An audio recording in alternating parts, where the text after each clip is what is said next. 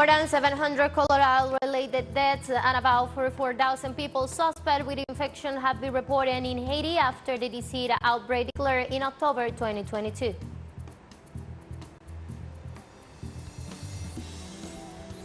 In India, at least 200 people were killed and 900 injured on Friday in a major train accident in the teleSUR district.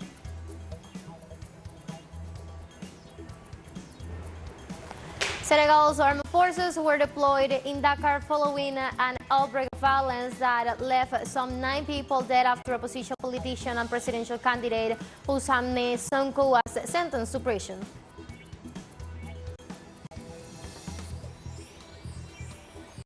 Hello, welcome to From the South. I'm Ana Marrero from the teleSUR headquarters in Caracas, Venezuela. We give you the news. Stay with us.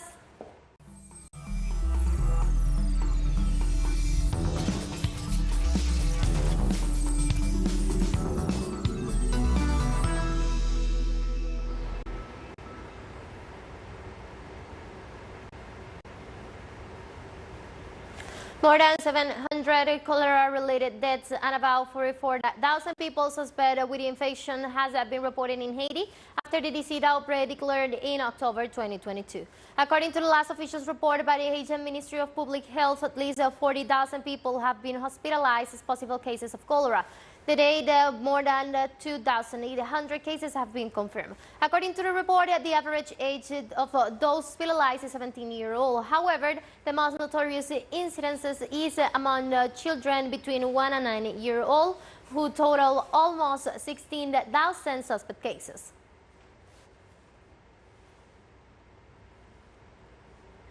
In Panama on Friday, the Electoral Commission confirmed that everything is ready for the primary elections of the political parties Realizando Metas and Revolucionario Democrático. The electoral magistrate Luis Guerra explained that Realizando Metas will be the first to carry out the internal process to elect its candidate to the presidency of the Republic on June the 4th. In the meantime, in the case of the primaries of the Democratic Revolutionary Party will be held next June 11th. Guerra noted that these elections will have international observers, among them the Organization of American States and the Inter-American Union of Electoral Organizations.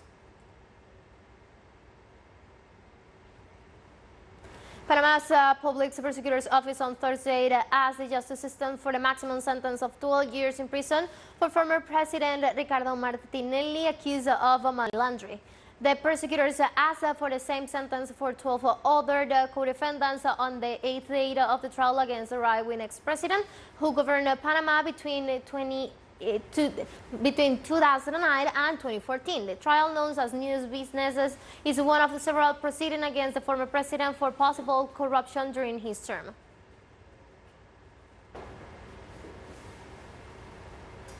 The Colombian government set up a dialogue table in prison of La Paz in the city of Itagüí with armed groups from Medellin and Aburrabile. The Medellin dialogue took place on Friday with the attendance of more than 14,000 armed men. The representative of the armed groups expressed their commitment with the national government's total peace policy and their willingness to stop urban violence. The national government delegation and the illegal armed groups will build an agenda to advance in the consolidation of the peace process in the country.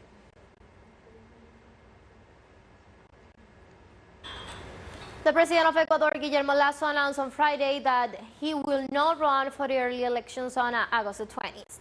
With the Carondelet Palace, Lasso said he will not accept requests of the political party creating opportunities to run in the extraordinary elections, where the Ecuadorians will elect the heads of the executive and the legislators.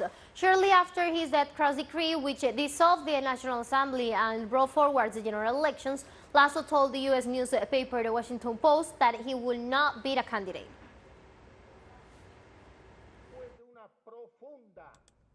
After deep reflection, I would like to announce that I will not accept the nomination for the presidency of the Republic in the coming August elections. I want to be clear. I will not accept the nomination as a candidate for the presidency of the Republic in the next elections on August the 20th. Argentina and China agreed to renew the 3 more years to local currency exchange mechanism known as swap. The agreement was signed by the president of the Argentina Central Bank, Miguel Angel Pesce, after the meeting with the president of the People's Bank of China, Xi Jinping.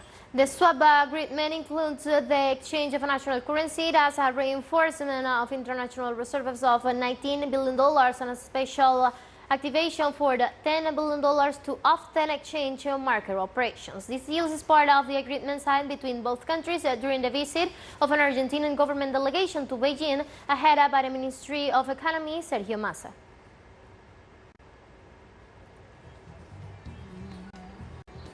Let's take a very short break now, but remember, you can now follow us on our TikTok account, teleSUR English, in which you will be able to see news in different formats, news updates, and more.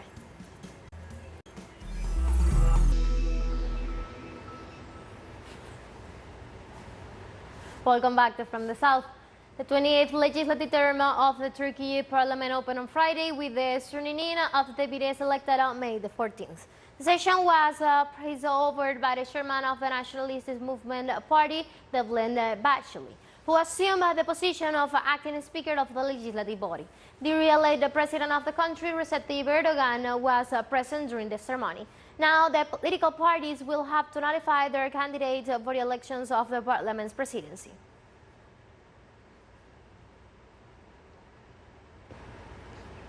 In India, at least 200 people were killed and 900 injured on Friday in a major train accident in the Balasore district. Odisha State Chief Secretary Drapanjana confirmed. The incident occurred when several coaches of the Coromandel Express derailed and subsequently collided with another train coming up the opposite line, officials said. So far, the number of dead and injured are preliminary as emergency crews continues their work in the area.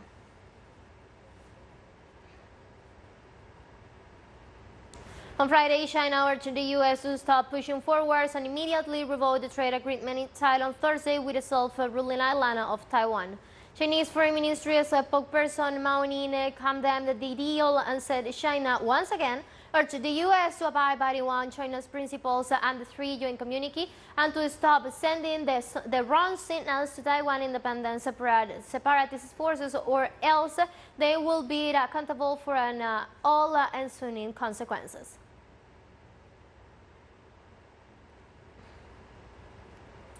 French Environment Minister Christophe Béchu, who is in Paris for the second of 5 negotiating sessions, aimed at drafting a legally binding treaty against plastic pollution by the end of 2024, insists that the negotiations continue before the third official session in Kenya, as does Randall Collider, the Minister of Ecological Transition and Sustainable Development, and thanks the negotiating teams for the making process and convincing, in particular, those recollected to reduce plastic production. Let's listen.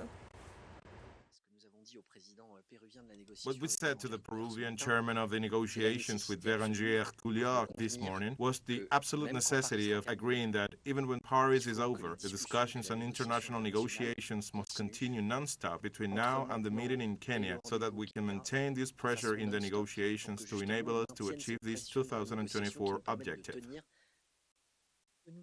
We are trying to continue, thanks of course to the negotiating teams, to push the negotiations forward in order to convince and change everyone's positions, particularly those of the producer countries that are the most resistant today.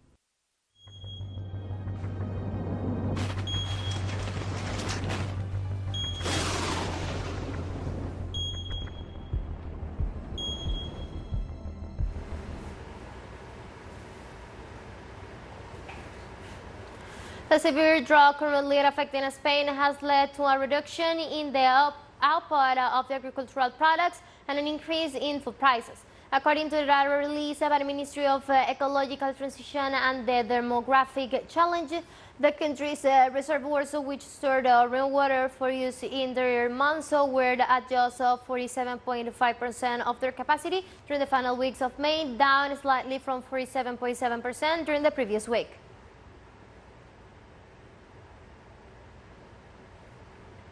On Friday, Japanese authorities urged to evacuate several locations in central and western Japan due to torrential rain caused by tropical storm Mauer. Authorities call more than 540,000 people in Aichi department to evacuate at-risk areas due to the effects of the rain. The government urged citizens to be on alert for the next 3 days regarding the risk of landslide, floods, and racing rivers. In this context, it was also reported that train traffic will be suspended between the cities of Tokyo and Osaka, and more than 260 flights were cancelled due to the weather conditions.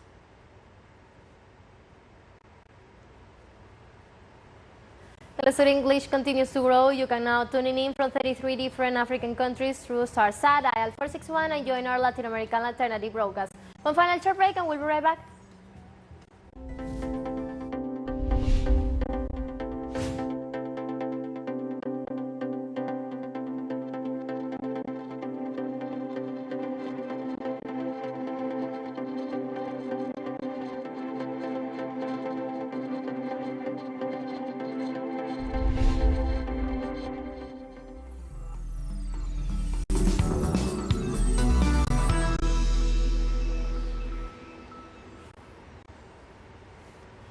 Welcome back. Senegal's armed forces were deployed in Dakar following an outbreak of violence that left some 9 people dead after opposition politician and presidential candidate Ousmane Sonko was sentenced to prison. The authorities deployed soldiers in combat uniform with weapons in different parts of the capital, whose streets were largely desert after one of the most violent days of the political protests in years. The Minister of Interior, Anthony Diame, assured that the Senegal's government had taken all measures to re-establish order. Last Thursday, several districts of Dakar, as well as the Casamance region in the south and other cities, were the scene of an outbreak of violence provoked by the legal situation of the political Ousmane Sonko, the main opponent to President Macky Sall.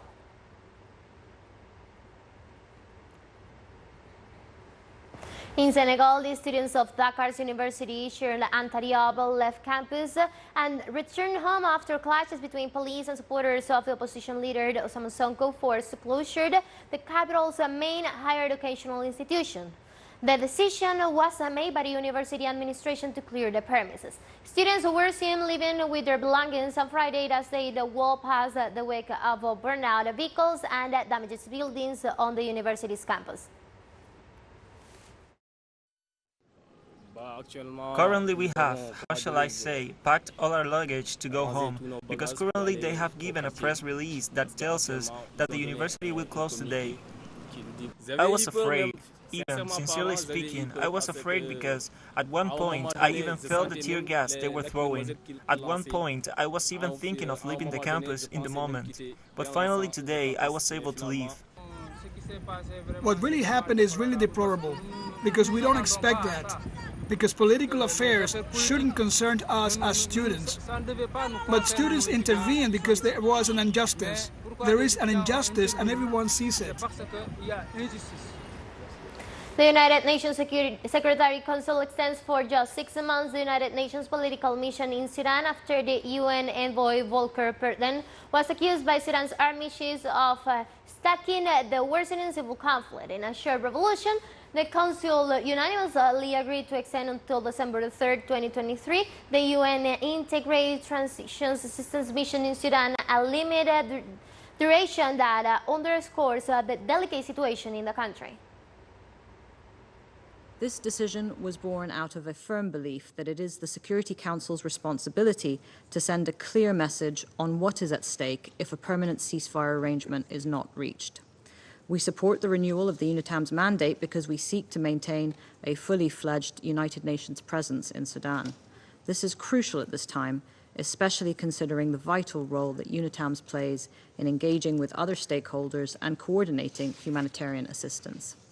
The press statement In Zimbabwe, Parliament enacted a new law that criminalizes acts that harms the country's sovereignty and national interests.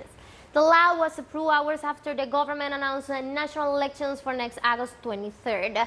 Critics claim that the new measures is aimed at silencing dissensus voices in the run-up of the elections. However, legislators indicate that the law seeks to encourage the population to be more patriotic. 80-year-old Emerson Mnangagwa, who replaced strongman ruler Robert Mugabe in 2017 after a military-led coup, is seeking a second term in August. His main challengers is Nelson Chamisa, a 45-year-old lawyer and pastor who led the recently formed Citizens Coalition for Change Party.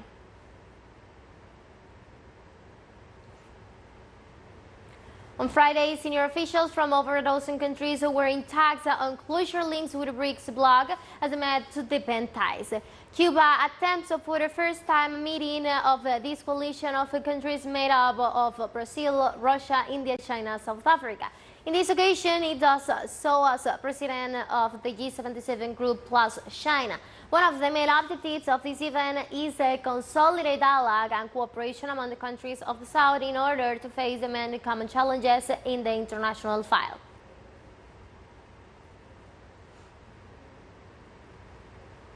In this context, the new Development Bank's President Dilma Rousseff reaffirmed that the institution is ready to embrace more member states to become more representative.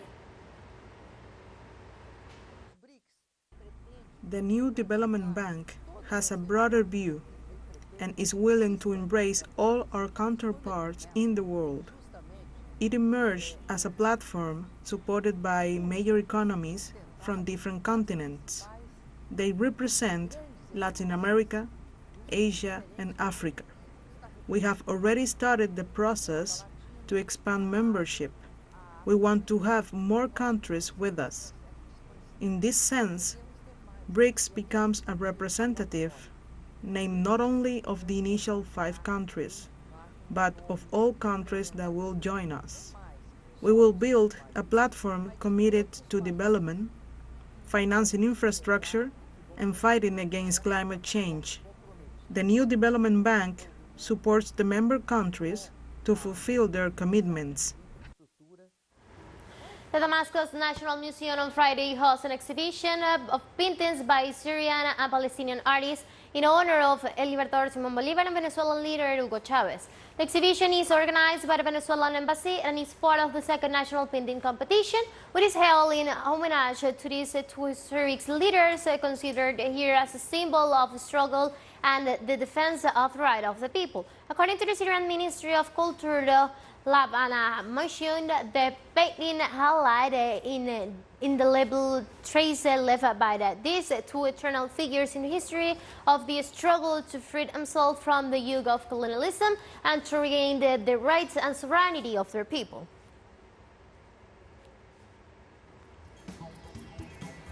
We have come to the end of this news brief, but you can find this and many other stories on our website at telesurenglish.net. You can also use us on our socials from Facebook, Twitter, and on Instagram as well. For TeleSUR English and from the south, I'm Ana Marrero, and thank you for watching.